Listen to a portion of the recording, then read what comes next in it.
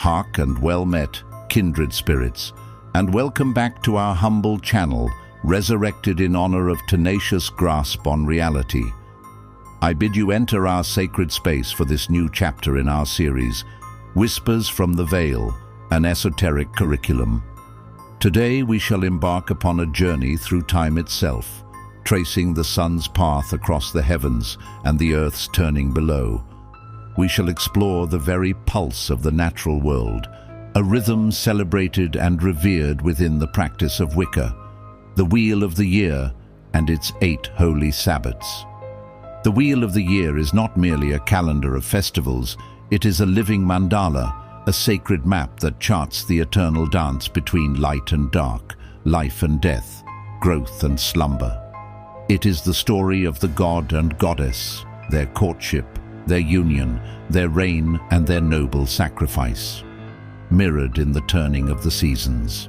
To walk this path is to align oneself with the very heartbeat of the cosmos, to find the divine reflected in the budding leaf, the golden harvest, and the silent snow-covered field. Our journey begins in the deep midwinter, at the point of greatest darkness, Yule.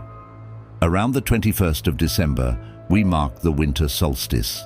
As the longest night descends, a spark of hope is kindled, for in this profound stillness, the sun god is reborn, a promise of returning light and warmth. This is a time for introspection, for gathering with loved ones, and for celebrating the nascent flame of hope that flickers even in the deepest shadow.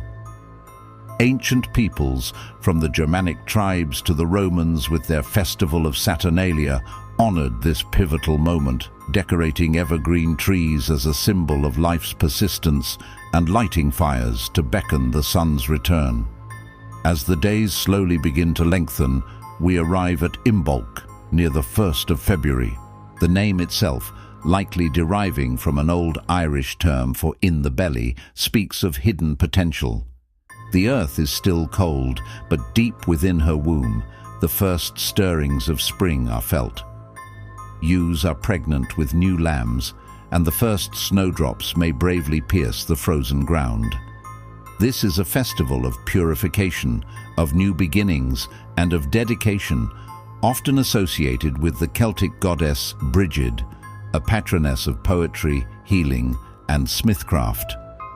It is a time for spring cleaning, not just of the home, but of the soul, sweeping away the last vestiges of winter's slumber to make way for the vibrant life to come. The wheel turns to the vernal equinox, Ostara, around the 21st of March. Here, day and night stand in perfect balance. The youthful sun god and the maiden goddess walk the greening earth, and life bursts forth in a riot of color and energy. The world awakens from its sleep. Seeds sprout, hares leap in the fields, and the air thrums with fertility. The very name, Ostara, is linked to the Germanic goddess Eostre, from whom the modern festival of Easter and its symbols of eggs and rabbits derive. These ancient emblems of fecundity and rebirth are not mere decorations, but potent symbols of the promise of new life that this Sabbat embodies. Next, we dance into the heart of spring with Beltane on the 1st of May.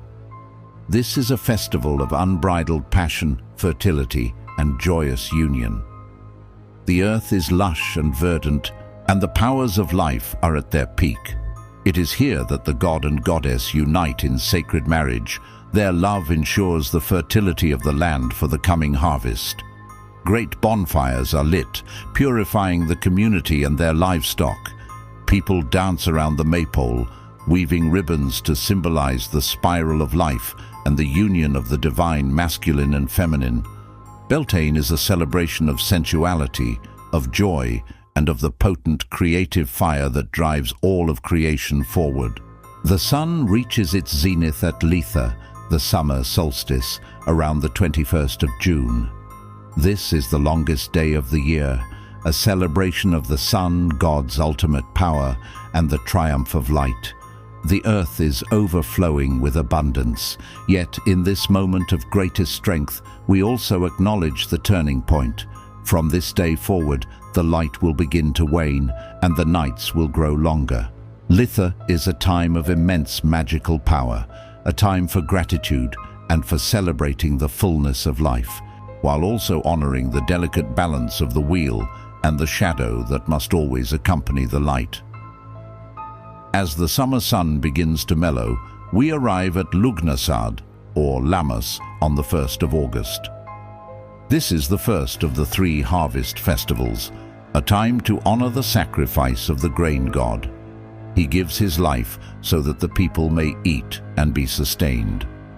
The first sheaves of wheat are cut, baked into a ceremonial loaf, the loaf mass or lammas, and shared in gratitude. It is a celebration of abundance, a time to reap what we have sown, both literally in our fields and metaphorically in our lives. Lugnasad, named for the Celtic god Lugh, a master of all arts, reminds us to honor our skills, our labor, and the fruits they bear. The wheel turns to the autumn equinox, Mabon, around the 21st of September. Once again, light and darkness are in perfect equilibrium before the scales tip toward the coming winter. This is the second harvest, the harvest of fruit and vine. The goddess, now in her aspect as the wise matron, looks upon the bounty of the earth with a gentle, knowing smile. It is a time for thanksgiving, for sharing our abundance with others, and for preparing for the darker half of the year. We honor the mystery of balance, giving thanks for the warmth and light of summer as we ready ourselves for the quiet introspection of winter.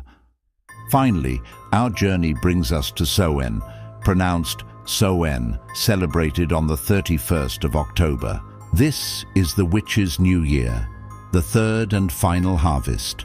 The fields lie fallow, the leaves have fallen, and the boundary between our world and the spirit world is at its thinnest. It is a time of solemn remembrance, a festival to honor our ancestors and those who have passed beyond the veil. The god has made his journey into the underworld, where he awaits his rebirth at Yule. Samhain, remember that it is pronounced Soen, is a time of divination, of looking into the coming year, and of confronting our own mortality, not with fear, but with reverence for the eternal cycle of life, death, and rebirth. It is the end, and yet it is also the beginning. And so the wheel turns, endlessly, a profound and beautiful mystery. Each Sabbat is a doorway, an opportunity to connect with the divine currents that flow through the land and through our own lives. To celebrate the wheel is to understand that we are not separate from nature, but an intrinsic part of its grand cyclical story. This is the foundational philosophy behind so much of the craft. Our rituals and spells are not about bending nature to our will, but about aligning our intent with its powerful tides. We cast a circle to create sacred space, light a candle to honor the returning sun at Yule, or plant a seed at Ostara to synchronize our personal growth with the Earth's awakening. This is the true crafting of intent, a partnership with the universe, a weaving of our personal magic into the grand tapestry of existence. Thank you for walking this ancient path with me today. May you find your own rhythm in the turning of the seasons and see the magic that lives in the world around you. If these whispers from the veil have resonated with your soul, I invite you to subscribe to our channel and join our community as we continue to explore the esoteric arts. Until we meet again, may you be blessed.